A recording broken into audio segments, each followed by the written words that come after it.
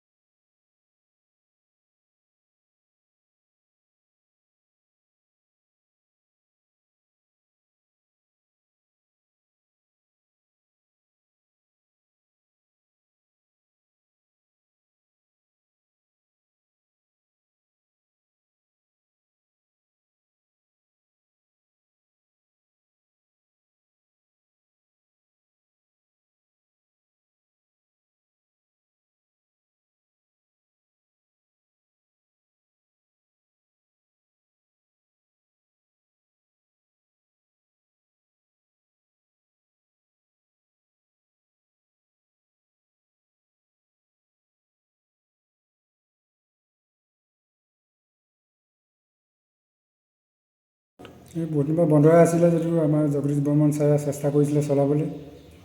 যোগেন মোহন মহোদয়ৰ পৰা প্ৰায় 50 লাখ টকাৰ অনুদান পাইছিলে বুলি কোৱা শুনিছিলোঁ।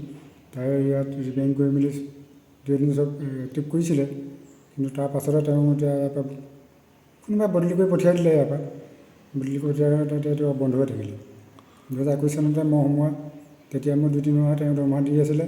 তাৰপিছত ময়ো এতিয়া দৰমহা পোৱা নাই, এতিয়ালৈকে পোৱা নাই। যদি বিভাগীয় মুখ্যমন্ত্ৰী মহোদয়কে মই দিছোঁ দৰখাস্ত, DC মহোদয়কে দিলোঁ। যোৱা মাহতো DC মহোদয়ক মই ৰিজাইনেশ্যন লেটাৰ দি থৈ আহিছোঁ, কিন্তু আজিলৈকে মোক ইয়াৰ পৰা চাবিও নলয়, উলিয়াই নপঠিয়ায়। এতিয়া বস্তুও চুৰ হৈছে। মই এতিয়া আগতে নিশা দেখিছিলোঁ, এতিয়া দিনত আহোঁ, নিশা নাহোঁ। গতিকে এই বস্তু ভাঙি চিঙিবোৰ AC ভাঙি লৈ গৈছে। গতিকে মই চৰকাৰক এটাই অনুৰোধ জনাওঁ যে এইটো যদি পুনৰ জীৱিতকৰণ কৰিব পাৰে চেষ্টা কৰিব লাগে, নহ'লে ইয়াৰ পৰা এইটো বদলি কৰি ক'ৰবালৈ লৈ যাব লাগে যদি পূৰা প্ৰয়োজনীয় আছে স্থান। এতিয়া যিবোৰ বহুতো কোটি টকা বস্তু আছে, যদি চৰকাৰেতো পুনৰ জীৱিত কৰিবলৈ নিবিচাৰে, তেনেহ'লে অকশ্যন কৰি মেলি বস্তুবোৰ দি মেলি আমাৰ প্ৰাপ্যটো দিব লাগে। আৰু বহুতে পাবলৈ থাকিলে আৰু গাখীৰৰ পইচা তেওঁলোকে এতিয়া দিব পাৰিব, সেইটোকে মই অনুৰোধ জনাইছোঁ।